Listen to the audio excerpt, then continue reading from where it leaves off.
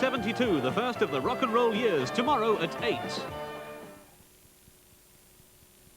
And now on one, here's Esther Ranson and her team, hot foot with the week's follies, foibles and freaks in That's Life. It's not me. It's not me, Mum.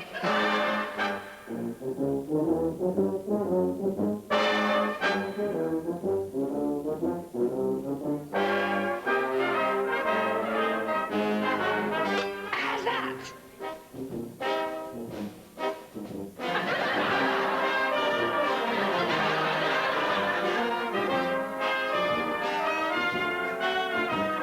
Macaroni sausage. Hello? Would you like to tell her what you're doing here, Val? Yes, we're giving you a 2-week holiday in Hawaii at Coco Palms. No. I just don't believe it.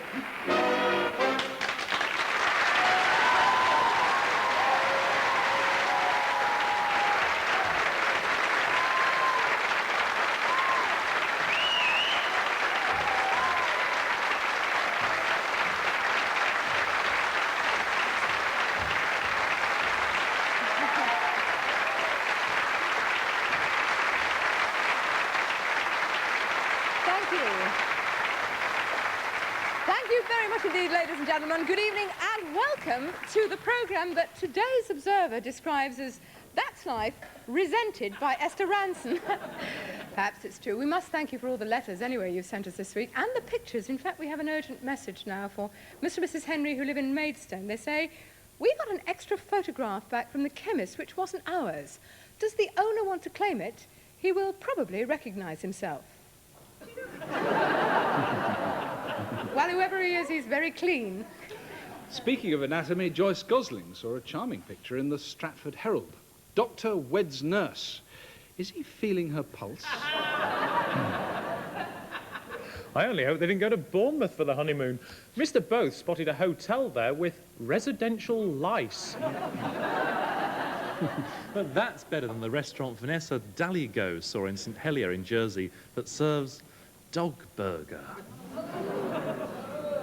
Or the restaurant Ronnie Con from Hampstead saw in China, who serves smoked rabbi guang hang style.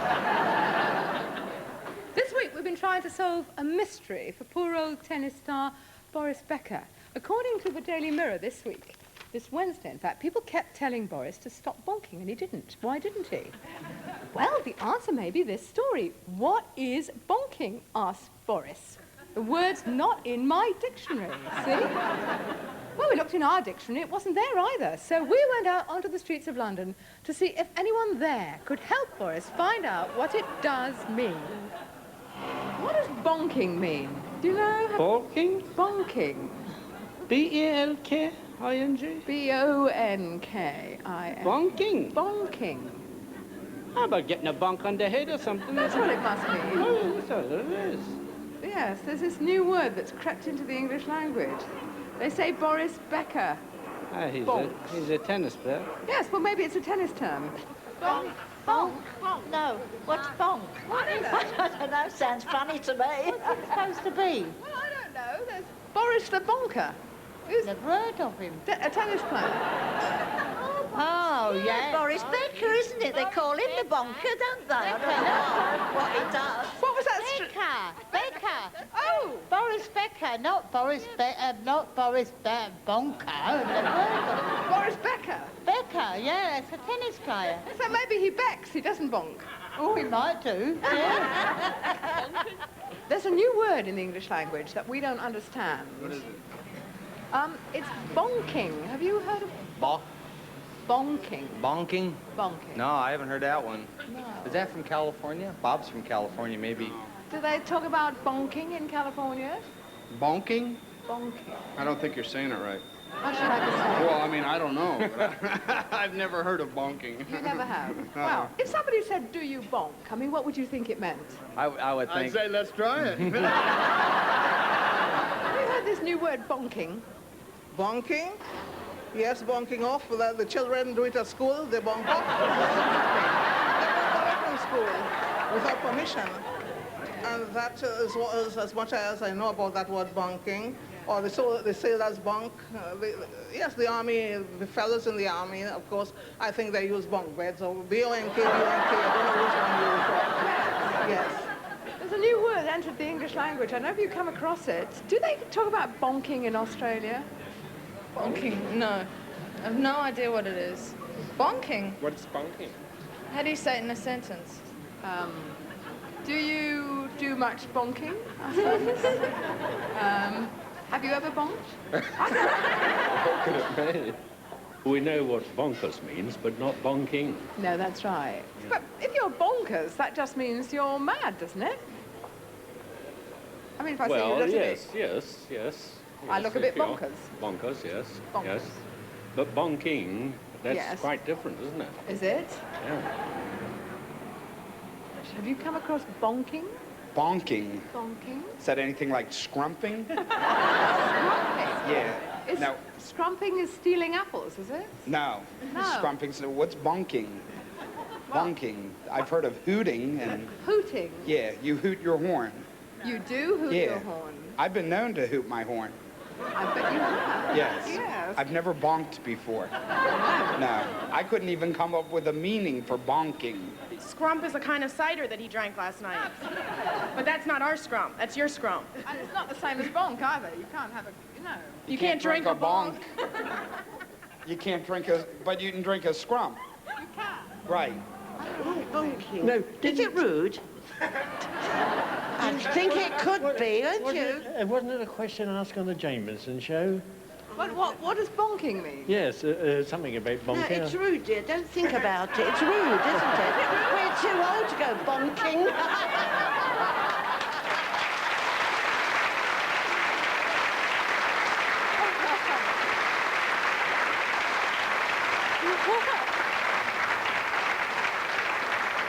Well, there you are, our first literary consumer survey, and I'm afraid we have no answer. Don't bother to write to us if you know the meaning. Right, after our last Jobsworth Award, this hat we give out for stupid rules, you remember the Northern General Transport bus company driver made Ivy Prudham get on and off the bus and show her bus pass over and over again.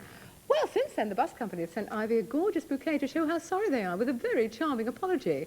So we've decided to take the peak cap off them and give it instead to the Woodford Leisure Centre in Hull, because they have rules there which would drive the sanest lemming right off a cliff. We heard about them from Kathleen Vassis, who lives in Hull. She told us. You try and book a game of badminton at the leisure centre. We said, all right, but surely you just walk in and book it. Well, that's what I thought. I walked in at exactly 9 a.m. to book the court for the next day for my two sons, Jason and Marcus. I said to the girl at the reception, can I book a court for tomorrow? The girl said, certainly, madam. Would you like to ring me up? Ring you up? What do you mean? You've got the booking sheets in front of you. No, all I want to do is to book a court for tomorrow. Yes, but it's booking by phone from 9 to 9:30, booking in person from 9:30 onwards. If you'd like to wait here until 9:30, I can book you in. Otherwise, I'm afraid you'll have to phone. But I'm here now. Yes, madam, I can see you're here now. Are you really saying I've got to go all the way home and ring you? No, of course not, madam. Oh, thank goodness. There's a public payphone over there. Captain Vassis looked where the girl was pointing, and sure enough, around the staircase, about 20 feet away, there was a phone. She could have spoken from the phone box to the reception desk, and the girl would have heard it quite clearly. She said, I've come here especially early to make sure that there's a court tomorrow, and now you're asking me to ring you from a phone 20 feet away. You can't be serious. Rules are rules, I'm afraid, madam. Well, this is bloody ridiculous. And Kathleen left. She told us, I didn't have a 10p on me, and I certainly wasn't going to ask Miss Rulebook to give me one, so I rushed out and cycled all the way home, and I rang her from there. When she got there, she dialed the number. The girl at reception answered. She said, can I help you? Oh, yes, it's me again. I want to book a badminton court for tomorrow. Oh, I'm afraid there's none left now. But I was trying to book it half an hour ago. So sorry, madam. Oh, well, I'll have to book it for the day after tomorrow, then. And she did, but just as she was about to put the phone down, the girl said, one more thing, madam. Now you've booked a court for the day after tomorrow, you have to come into the centre and pay me for it. Oh, when? Now, please, madam. But I've just... You must be... Oh, forget it. We did ring the Woodford Leisure Centre about this rather strange booking system. Then Mr. Taylor said, we have to be fair to the people who don't live close to the centre. Booking by the phone gives everybody equal opportunity. Except the people who take the trouble to bike there, and they have to ring from 20 feet away, or bike home and ring from there, and then bike back in again to pay you. It's very difficult trying to please everyone, you know. Well, an answer might be to allow people to book either in person or by phone. Anyway, this week, for their rather odd booking system, we think the Woodford Leisure Centre in Hull deserves our Jobsworth Award. As Kathleen said. What happens when the payphone's out of order and the receptionist won't listen when they shout across at her that they want a badminton court? It must be a terrible racket.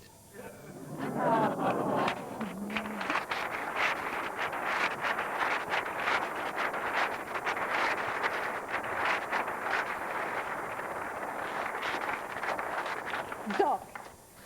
Sounds like a load of old shuttlecocks to me. Now, I don't usually trust second-hand car dealers, but then, suddenly, in one postbag, you sent me 3 adverts from saintly, straightforward car dealers who do not speak with forked tongue. Listen at this. Mrs. Rosemary Cape, she recommends her local dealer, Norjack in Carnforth. 1985 Fiat Panda 4X4. It's done about 12,000 miles, carefully cobbled together from Bolognese biscuit tins, but has bags of character, leaps along like a 3-legged gerbil. All yours for $3,550. Mr. Miller from Horsham recommends this motor, Terence, which might be a nice little earner. One for the antique roadshow. Singer Gazelle, doesn't go, looks horrible, tatty, dirty, doesn't smell so good, but has a lovely personality. And another Mr. Miller from Wakefield this time, he offers the Arthur Daly Golden Tyre Lever Award to Pontefract's own Barry Cars, King of Trash. His star buy is a Trash Escort 1.1L, 1976, tested, runs well, no flaw, ideal for running about in. Viewers with long memories may remember that I'm not the clean, living, upright citizen I may appear. I've been convicted of obstruction. It happened in 1981. I have been trying to live it down ever since. But memories came flooding back this week when John Arno wrote to us from Stevenage in Hertfordshire and said, I'm a one-man band. I work with my little dog. I play, he sings. We call ourselves Shaky Jake. That's me, and Busker, that's him. I call him the Hound of the Buskervilles. We work the Tower of London in an underpass near the main gate. I've worked there for 3 years, and the first 2 summers I had no trouble at all. But suddenly, last year, the police decided to stop me working. Every time I set up, they moved me on and arrested me. They've made my life a misery. How often were you arrested? 4 times in as many weeks. Why, though? What reason did they give? Well, may you ask. I certainly wasn't going to do any harm. The tourists love the music. And when they stop and listen to it, it doesn't block the underpass because it's 30 foot wide. But still, the police nicked me for being an obstruction. Well, that's actually why I was nicked 6 years ago. It's the Highways Act, 1980, that does it. Section 137, obstruction of the highways and streets. 1. If a person without lawful authority or excuse in any way willfully obstructs the free passage along a highway, he is guilty of an offence and liable to a fine not exceeding £50. 2. A constable may arrest without warrant any person whom he sees committing an offence against this section. And constables have done just that. One of our viewers, Andy Hudson, was arrested outside the Albert Hall when he was waiting for friends who were going to a Frank Sinatra concert there. It turned out the police thought he was a ticket tout. And touting isn't against the law, so they got him for obstruction. He and his friends all missed the concert. Once while we were filming in the street, we saw the police moving along a couple who were just kissing each other affectionately. Now, that's odd, because the Highways Act does say you can only be fined or arrested if you don't have an excuse to stop. And you think that kissing might be an excuse. You might also think entertaining the public might be one. But the experts at being arrested for obstruction were a group of street entertainers, or buskers, called the Road Stars. We have some very old film of their act, which used to be a well-known sight in London.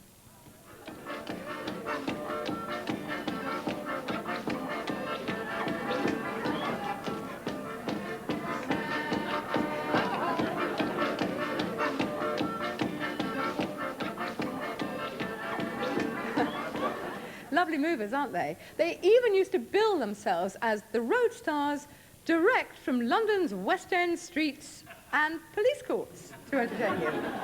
Harry Hollis, one of the Road Stars, told us, We got nicked more than 500 times. Sometimes we'd get nicked 2 or 3 times a night.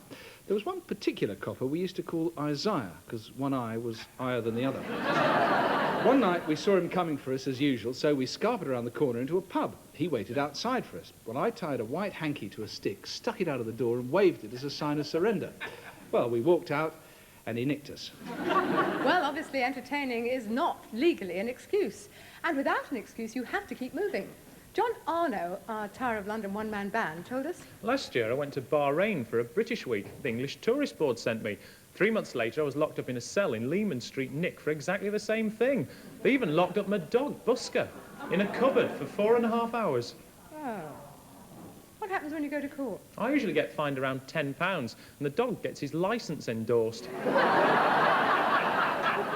It's very daft. And is it only since you started working at the Tower that you've had this problem? Yes, I've been busking now for 10 years. I used to play around the markets in the East End, and I only got arrested once, and that was by a rookie bobby who didn't know better. He nearly got lynched by the crowd for doing it. Then he got a roasting at the station because he had to check in all my gear, drums, puppets, and so on. Still, it all ended up all right. They got me to play them a tune before I left, and ended up with a booking for a police party. But why pick on John now, we wondered? Actually, there is a clue. It's in a letter Mr. Arno had from Chief Superintendent Rowe of the Metropolitan Police explaining why they keep arresting him. It says, I have received complaints of obstruction in respect of Mr. Arno. We thought perhaps the Tower of London had complained and asked the police to move him along, so we rang the Tower. But they said... He's a wonderful entertainer, and so's his dog. We haven't complained about him. We talked to some of the tourists who were watching Mr. Arno to see if they complain. They all think he's great fun. In fact, they think he ought to be encouraged to play there. So perhaps you would like to make up your minds whether you think he should be allowed to carry on busking. Here he is, ladies and gentlemen, Shaky Jake and Busker.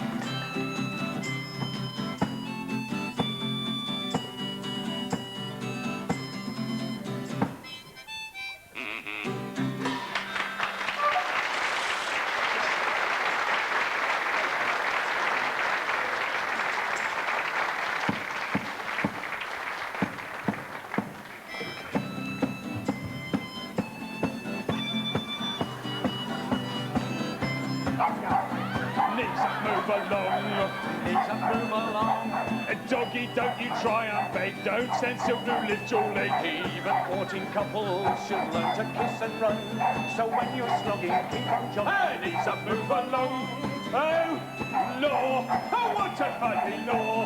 Makes a copper chuckle, makes us all guffaw. Nick, here the cops go quick. Busking is obstructing to a You're nicked.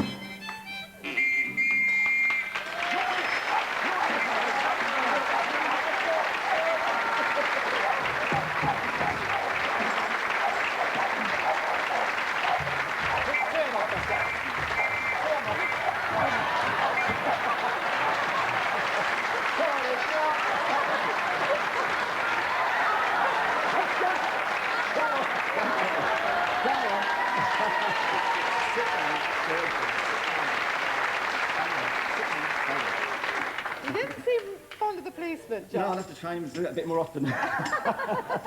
Very good guard dog. Now look, you've performed in front of famous people, haven't you? Yes, I've performed in front of the King and Queen, Duke of York, Prince of Wales, and a few other pubs down the Mining Road. And what's more, Busker is extremely patriotic and Yes. can sing the national anthem. Yes, he knows the words to that one, so we'll have a go at one. Busker, you going to do the national anthem? You going to sing? Sing.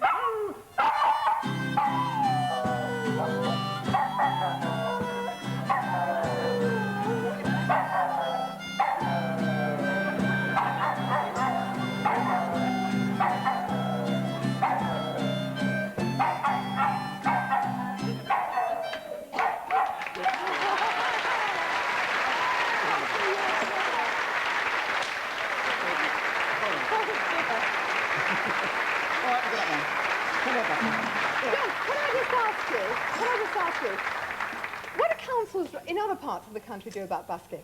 You don't get much trouble around the rest of the country. In actual fact, a lot of councils now are paying street entertainers to go into the precincts, and that, you know, as an attraction to bring more shoppers in. Well, in that case, John, we did talk to the English Tourist Board about you, and they said... We think street entertainment is part of the English heritage. We think buskers bring life to our streets, and particularly in London, and the tourists really seem to enjoy it. So perhaps the police at Leman Street Station would like to bear that in mind. Just to cheer you up, John, I myself have been on the streets now for nearly 20 years. Perhaps I should rephrase that, perhaps I shouldn't. Anyway, in all that time, I've only been arrested once myself. It was very embarrassing, though, at the time. I was handing out back stew. Perhaps it'll make John feel better if we show you what happened to me. The arrest by P.C. Herbert, unfortunately for me, preserved on film. You're arrested there. Sorry. I've just been arrested for handing out back stew. Just film that bit of pavement there, which is not obstructive.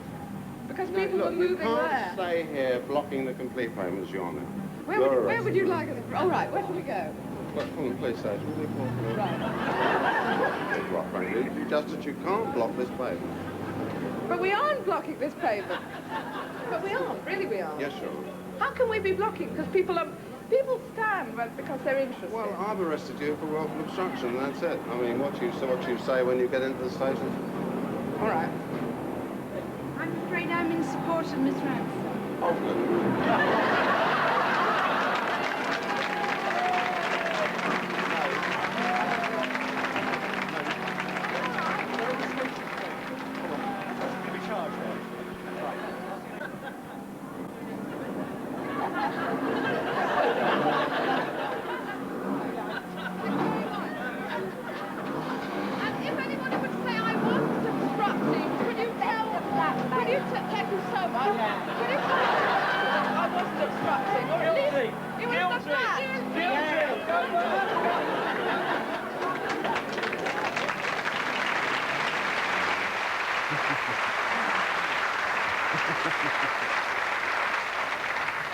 So I was driven away to shouts of guilty, and I was actually fined £15, which was quite a high fine at the time, and it was doubtless because I got in the front seat of the Black Maria. Anyway, good luck, John and Busker. Busker, come here. I want to thank you for joining us and wish you very good and goodbye. Goodbye, Busker. And goodbye, John. Thank you so much for joining us. Thank you.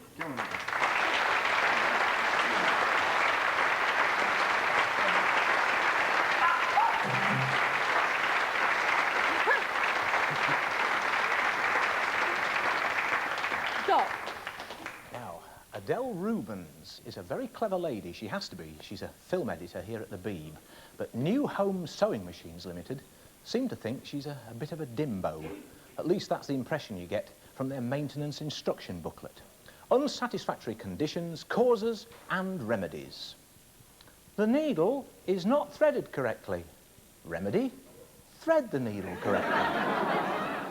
The tension is too tight. Remedy? Loosen it. Something is wrong with the needle. Remedy? Replace it. The needle is not set correctly. Remedy? Set it correctly. When the lower thread is not wound correctly, it gets entangled. Wind it properly. The needle is not attached to the needle bar correctly. Attach it properly. The needle is not attached properly. Attach it correctly. The needle is of inferior quality. Well, replace it with a better needle then.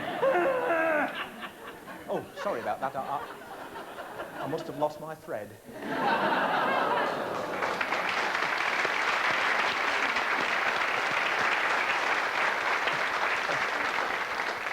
Certainly got the needle anyway.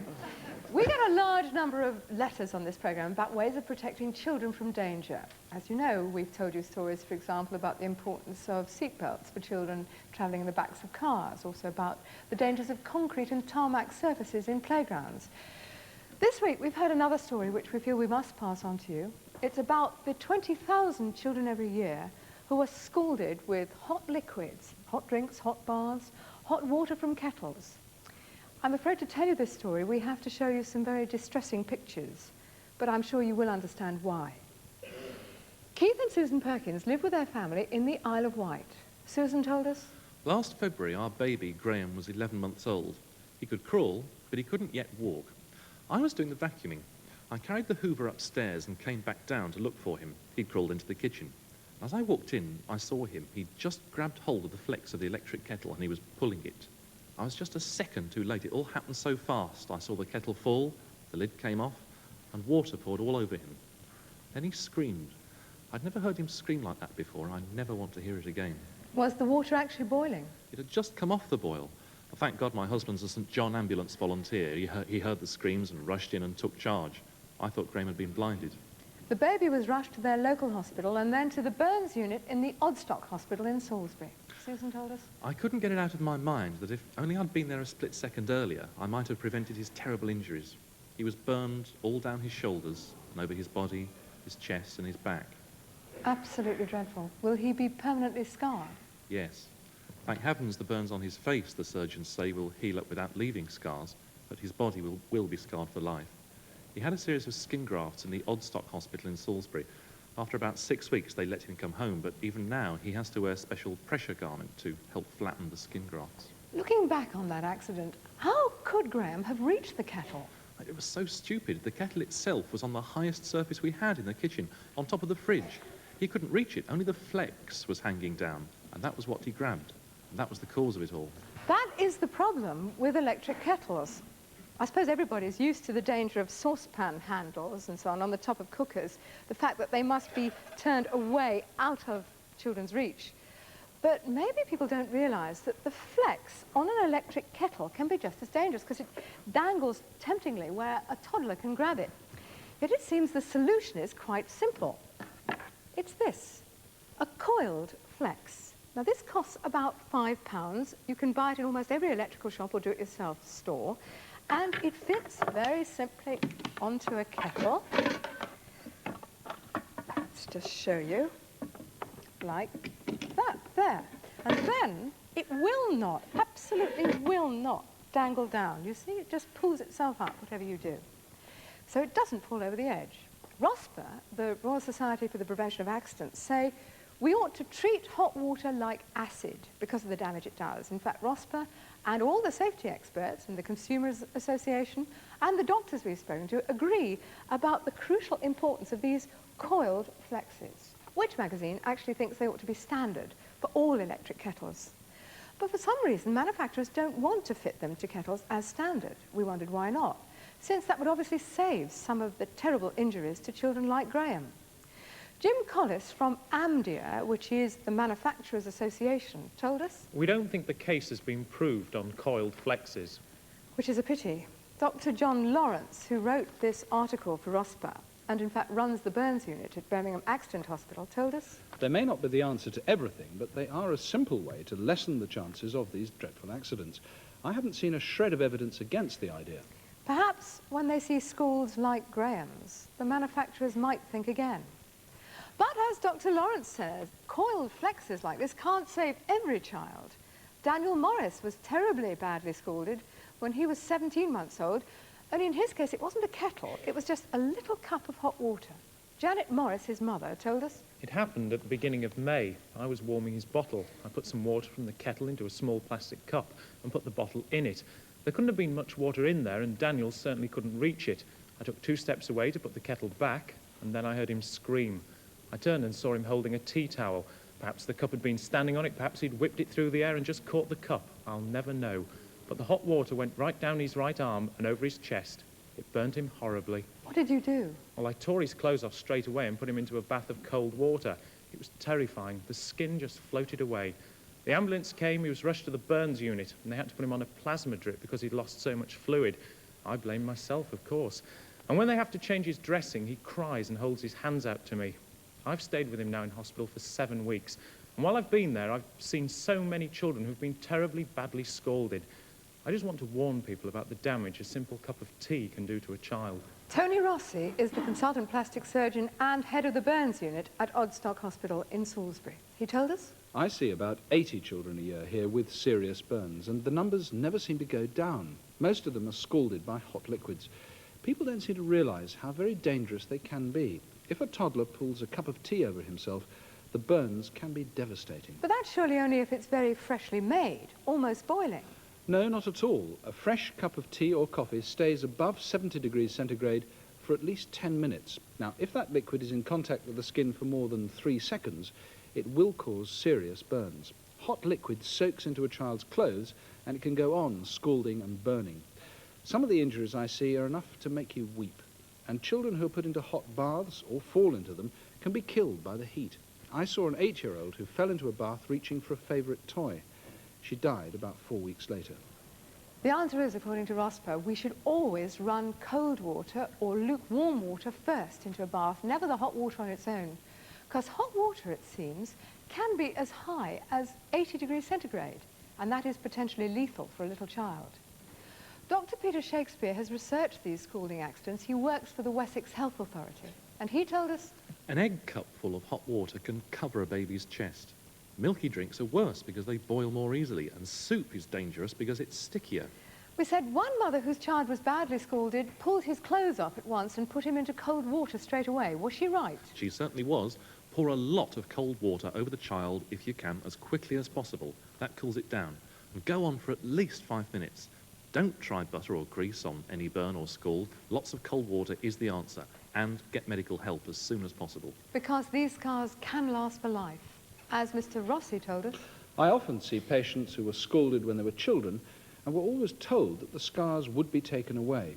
So they come to see me full of hope. But the plain truth is that the human body isn't like a motor car. You can't repair it and make it look as good as new.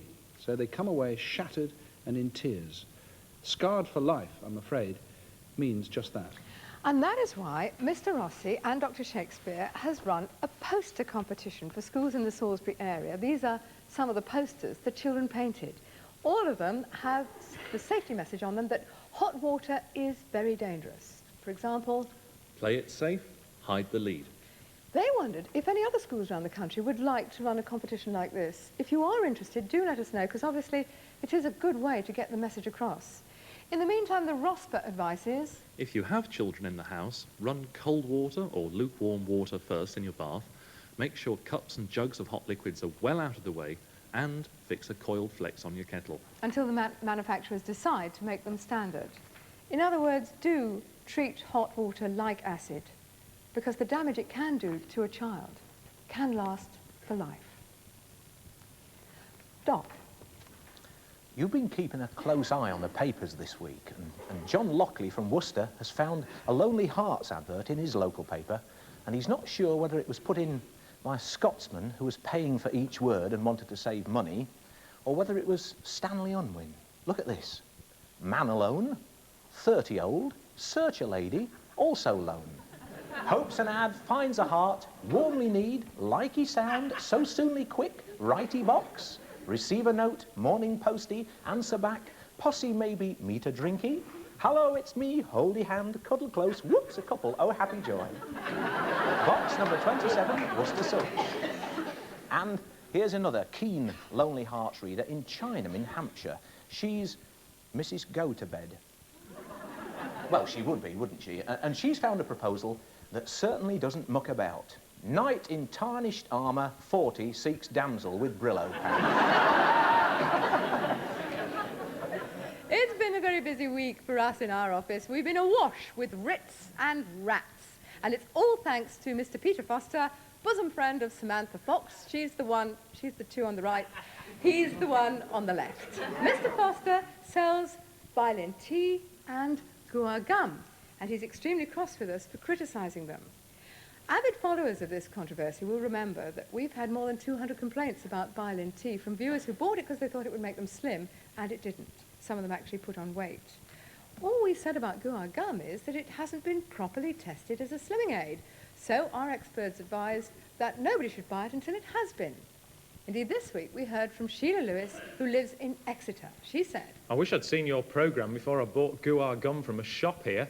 Your experts were right. It gave me wind, bloating, nausea, and all I've lost is £9.95. Not £1 in weight. The stuff was ghastly. Mr. Peter Foster watched last week's programme. We know, because he wrote to our bosses saying he didn't like it much. In fact, he said it was the most biased and misleading report he'd ever seen, that I was running a smear campaign, even a vendetta. Still, at least he kept it quiet. He only told the Sun. Esther's vendetta. She's trying to ruin me, says Sam's fella. Another Sun exclusive. So he's put in a few more Brits, 6 of them actually. Now the truth is, Mr. Foster, good evening Mr. Foster, really it is that we would love Bialyn-T and guar gum to work because they both promise that by taking them you can lose weight without having to diet. And every slimmer knows that that's the miracle product we all dream about. Thing is, so far no one's been able to find anything that can really do that except very powerful drugs that have dangerous side effects. And of course, those drugs aren't in these. Peter Foster, of course, first sold Bialyn-T in Australia. And there, Mr. Michael Noblet, who is South Australia's Commissioner of Consumer Affairs, said the slimming claims they made for it were quite simply untrue. But it's important to be fair. There was one test carried out in Taiwan by a Korean microbiologist that seems to prove that fat mice lost weight if they drank the tea. So, although Mr. Noblet said the tests were highly unscientific, he did also say there might be some value in Bialyn-T. As Bialyn-T may therefore be effective in putting mice off their food, any consumers who are plagued with overweight mice might find it useful. We mentioned that because Peter Foster has just put in some new advertisements in the papers for Bialyn-T. On Friday, for example, in the Birmingham Daily News. Sam was right, Esther was wrong. That's life. British scientific report says Bialyn weight-reducing tea really works. Following the first condemnation of Bialyn-T by Esther Ranson, Slim Weight UK called for an independent scientific study. After 12 weeks of extensive tests, Dr. S.A. Pleece, BSc, Pharm, MSc, PhD, MI Biol, MPS Department of Pharmacology, Faculty of Pharmaceutical Sciences at Sunderland Polytechnic, concluded that the results clearly indicated that Bialyn-T causes a significant weight loss. And these tests were not performed on fat mice.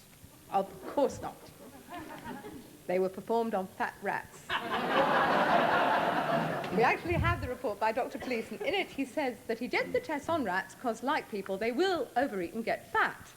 But when we rang to ask him whether his tests mean Bialyn-T will make human beings lose weight, Dr. Pleece said, nobody knows. What's needed now is a properly controlled test on humans. I can't say if Bialyn-T will have a weight-reducing effect on humans.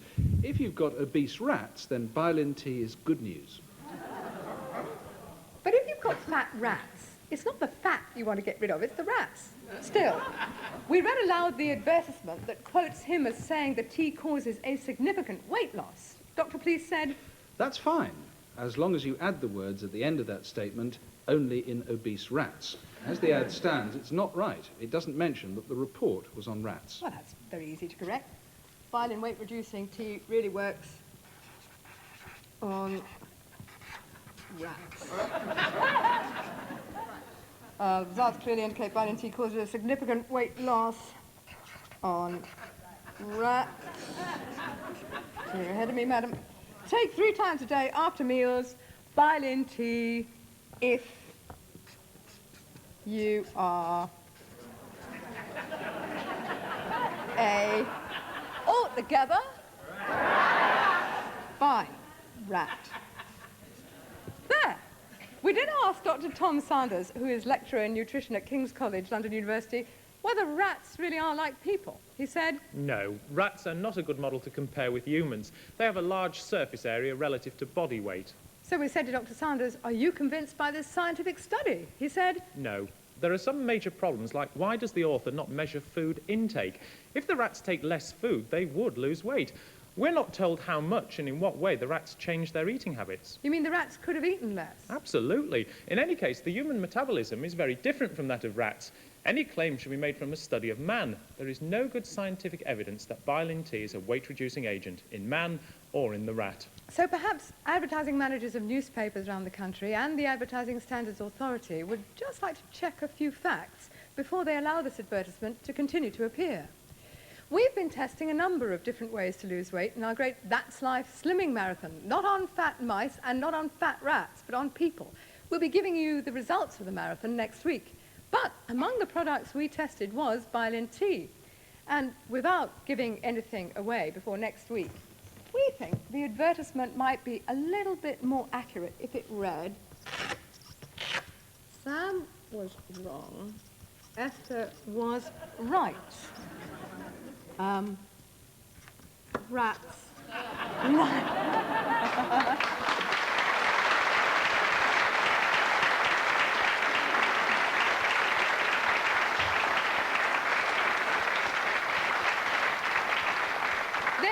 Just one extra point we'd like to make. Guar gum, the Foster's other product, is not the same as Guar Rem. Now, Guar Rem are granules that diabetic people have to take.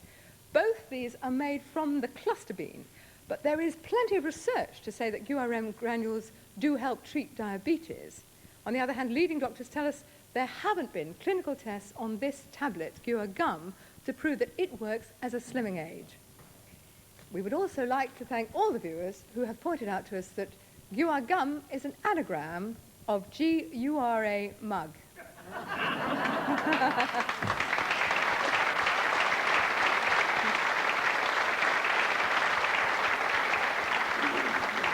Now it's actually holiday time. Next week is our last programme before we take our summer break. So, to put us all in the mood, Doc Cox, who is always in the mood anyway, has written a special song. It's called The Corker I Met in Majorca, because that's where Doc always goes for his holidays.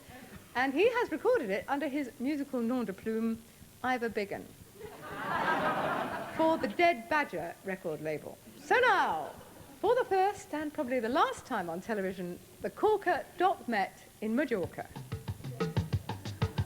Unos, dos, tres, Susie Quattro.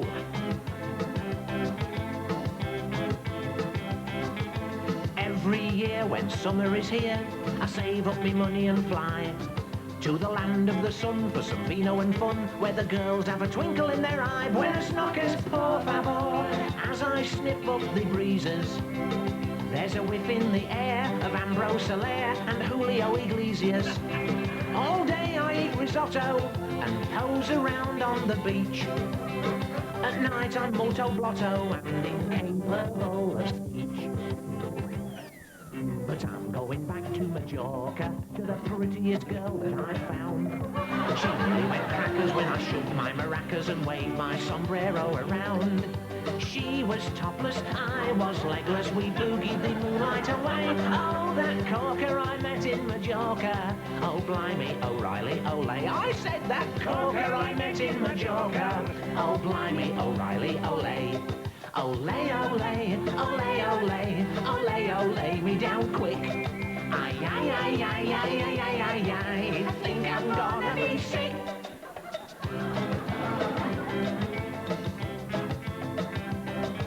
I don't go swimming, I just look at the women as I stroll down by the ocean.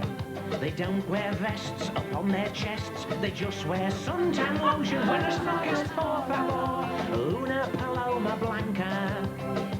I go to Spain, get out of my brain and act like a silly sausage. I wear reflective sunglasses and peep at the girls lots and lots. But I never drink the water in case I get the trots. So I'm going back to Majorca for some sangria, sunshine and sin. There's lots of Algeciras down on the Costa Brava and they blame it on jet lag and gin. She was topless, I was legless, we boogied the moonlight away. Oh, that corker I met in Majorca. Oh, blimey, O'Reilly, Olay. I said that corker I met in Majorca. Oh, blimey, O'Reilly, Olay. But when I get back to Gatwick with me duty-free and air sickness pills, I'll dream of that sweet senorita whose kisses were sweeter than La Dolce Vita, 'cause she thought I was Adrian Mills.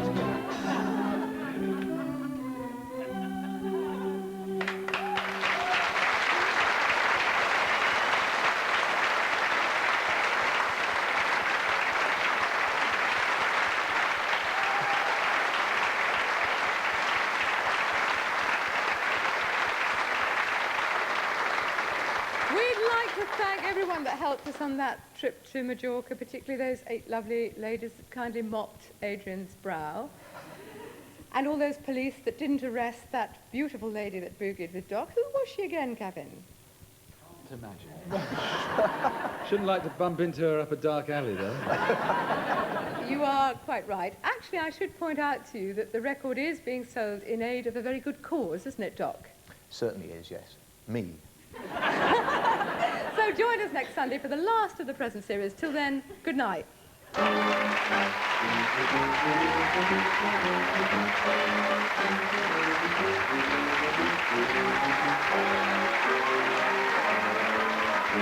you.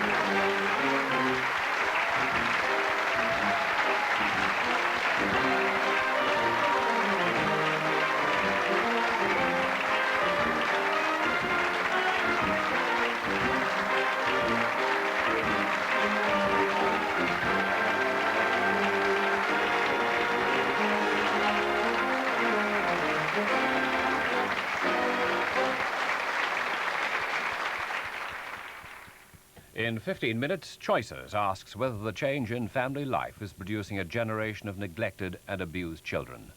That's after the news on BBC One with Debbie Thrower.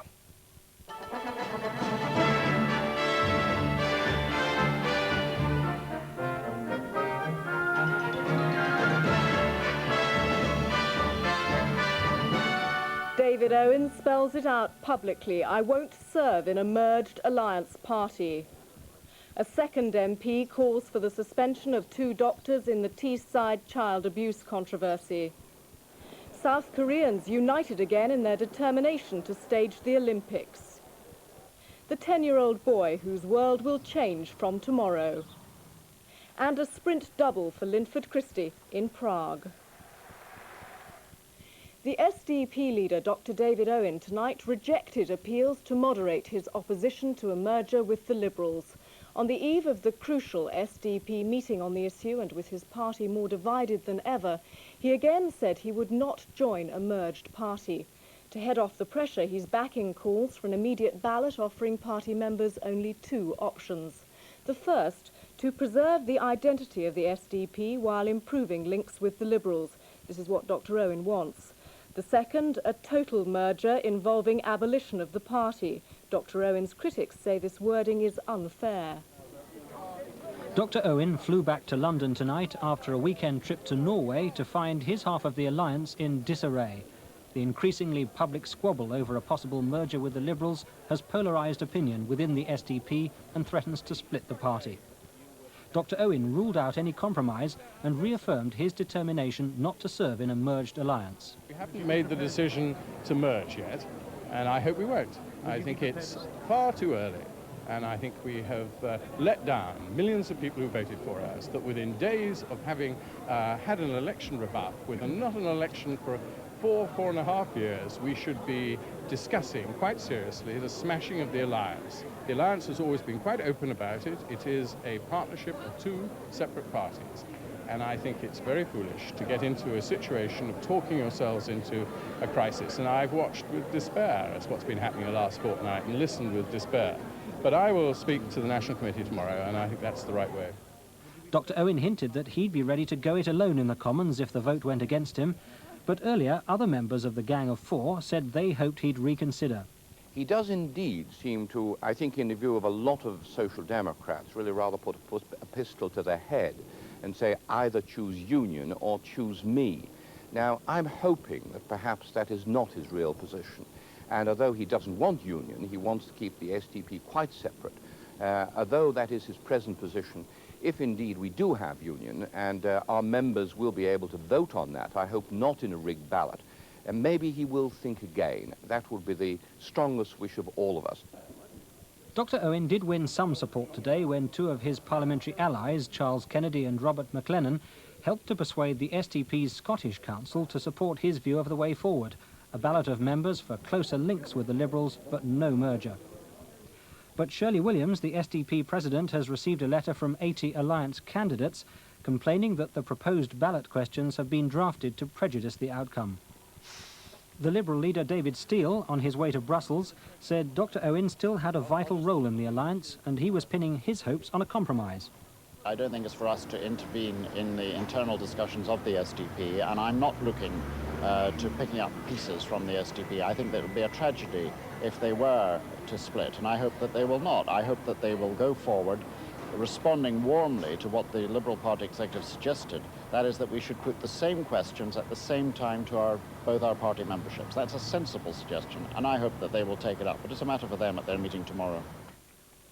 A second Teesside MP is now calling for the government to review the way cases of suspected child abuse are handled. Richard Holt, the Conservative MP for Lang Bath, also joined his Labour colleague Stuart Bell in calling for the suspension of 2 doctors at Middlesbrough General Hospital. Both doctors at the centre of the controversy were at work at Middlesbrough General Hospital today. Dr. Geoffrey Wyatt visited the wards where many of the children who are the subject of care orders are staying. He refused to answer any questions. I've got no comment to make. A short time later, he and his colleague, Dr. Marietta Higgs, left the hospital. Earlier, the Middlesbrough MP, Stuart Bell, had also visited the children, some of whose parents have been living at the hospital. He'll meet the Health Minister, Tony Newton, tomorrow to request urgent action over the child abuse row. I will be putting to him the specific complaints that children have been brought to hospital for specific ailments, not being treated for those ailments, that parental consent was not given for a series of examination upon those children, and I'm asking him to take certain action in the light of those allegations. Mr Bell has been supported by the Conservative MP for Langbaugh in his call for action and the suspension of doctors Higgs and Wyatt.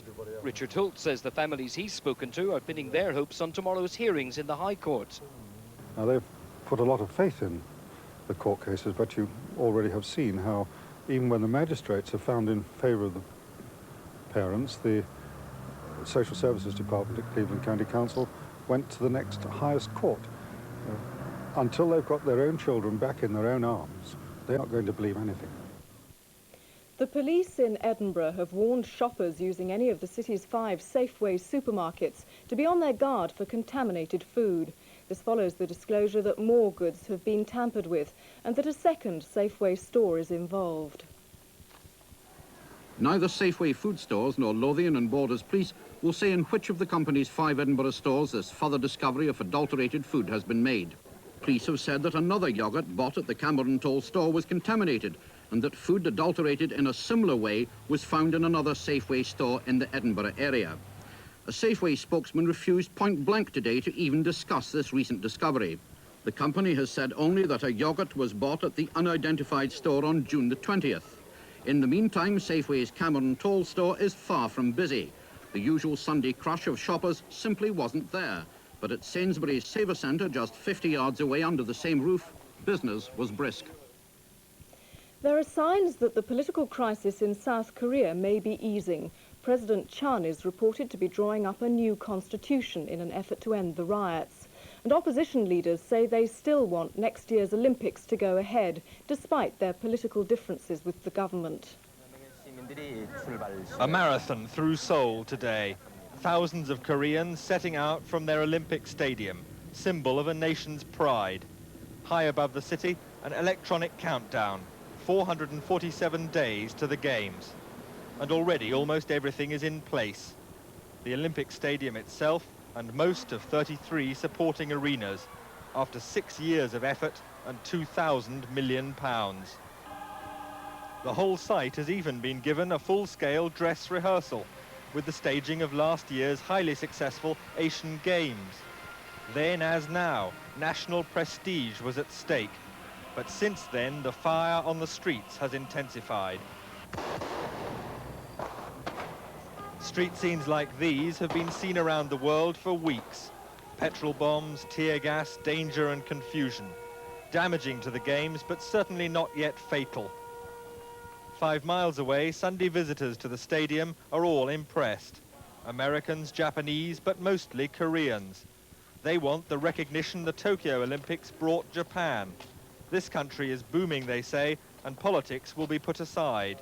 For almost every Korean I've spoken to, even fierce opponents of the government, this is their nightmare. A totally empty stadium in September next year, and the Olympic Games staged in another country. Most would regard it as nothing less than national disaster. Nearly 2 years after the Manchester air disaster, emergency services in the region have staged an elaborate exercise to test their ability to cope with another big air crash. It was designed to be as realistic as possible, and those taking part were given little warning of what to expect. The wooded site where the aircraft were supposed to have come down was chosen deliberately to make access difficult. 120 volunteers, their faces whitened with makeup, played the survivors. They'd been issued with passports, airline tickets, and even duty-free purchases. The crying baby is a doll with a cassette recorder hidden inside. Firemen who 30 minutes before had been unaware of the exercise helped free trapped passengers. The survivors' belongings were scattered over a wide area. Identification was important because 90 special constables posing as anxious relatives were phoning police headquarters throughout the day. Pilots taking off from Manchester Airport were told to ignore the smoke and flames a few miles from the runway. In reality, there was only one casualty, a young girl who had to be given medical treatment after lying several hours in wet undergrowth. Prince Pavlos, the son of ex-King Constantine of Greece, is in intensive care tonight after being injured in a car crash in Hampshire.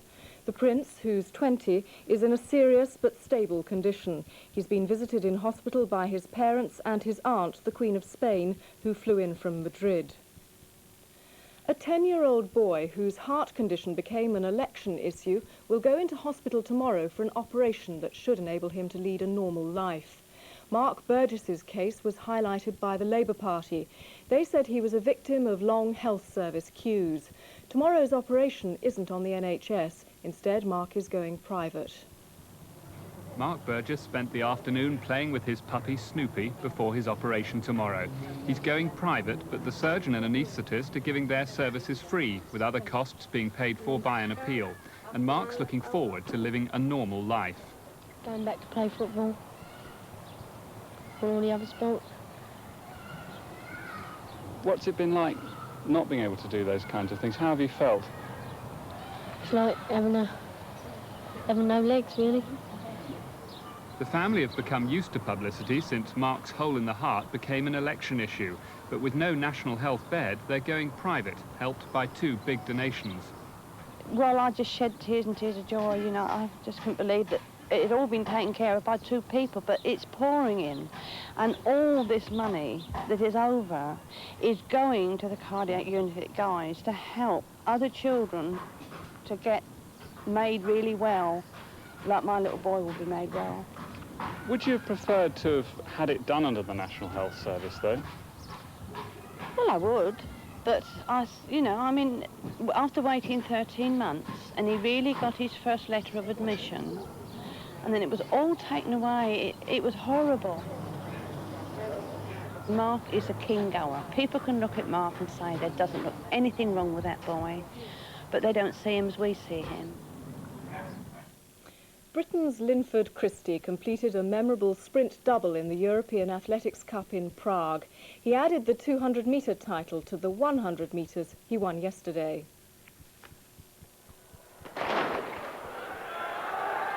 Christie, well, they say he's slow to rise, but he's up with Krylov at the moment. It's a battle. Brinkman on his inside. Also going well is the Avers of West Germany, but Christie's gone past the Russian, and he's got Brinkman with him, but he's left Krylov at the moment, and Christie's going for home, and there's only one sprinter in it, and the gap grows. He makes the line, and Brinkman is second. Krylov is third, and look at that, he breezed past them. England's cricket selectors have announced the squad for this week's 3rd Cornhill Test against Pakistan at Headingley. The 12 are Broad, Robinson, Athey, Gower, Gatting, Botham, Embury, Capel, French, Foster, Edmonds and Dilley. The only change from the 2nd Test is the Northants all-rounder David Capel, who replaces Philip de Freitas of Leicestershire. Capel celebrated by scoring 52 against Surrey in the Refuge Assurance League. But Surrey still won by a single run. There were also victories for Somerset, Middlesex, Nottinghamshire and Hampshire.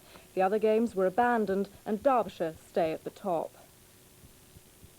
And finally, a grandmother has taken up one of the most dangerous aeronautical sports, wing walking. 72-year-old Ros Pike from Suffolk was so determined to raise money for a cancer charity that she ignored the advice of her family to keep her feet firmly on the ground. And clearly the experience didn't frighten her. Piece of cake. And that's all from the newsroom for this weekend. Good night.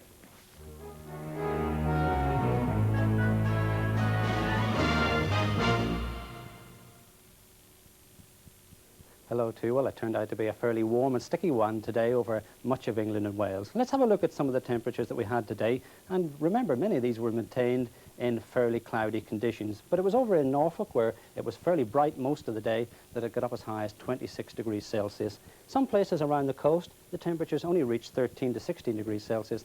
That's because it stayed cloudy and quite foggy. Over Northern Ireland and Scotland, they did pretty well too. Just 1 or 2 places, the temperature stayed low in that cloud and fog. There's the weather map for this evening, and it was this front that was responsible for bringing the cloud, the moist southwesterlies, the fog, and this little disturbance will be running northeast tonight, bringing quite a bit of rain with it. Some of it may turn out to be heavy, but I think basically dry in the north and down in the southeast. Tonight, a fairly mild night, but rather sticky and humid once more down in the south. Temperatures may be falling no lower than 17 degrees Celsius. Tomorrow, I think much as today, quite a bit of cloud, some rain, particularly through this central zone. But in the northwest, more showers around than there were today. And down in the southeast, fairly bright, some sunshine, but 1 or 2 thunderstorms being set off, particularly when we reach these fairly high temperatures, 27 degrees Celsius. Now here's Tom Mangold with news of tomorrow night's Panorama. As AIDS maintains its deadly spread, Panorama highlights the plague mentality that follows in its wake. We need to have better control for the disease, even if we have some response from outside the country that we are dictatorial or we are Nazis. From Bavaria, where too much government interference is driving victims underground. From Brazil, where government inertia is creating panic in the streets. And from the United States, where consensus is replacing compulsion, Panorama reports on the new battles over AIDS, the fight for control, tomorrow night at 9:30 on BBC One. Over on BBC Two in a couple of minutes, there's the first in a season of films starring the American actor Jeff Bridges, who tonight brings his versatile talent to the role of Harry Flowers, who finds life very frustrating when all a guy wants is success. Here on One Now Choices this week debates the future of the family and its values.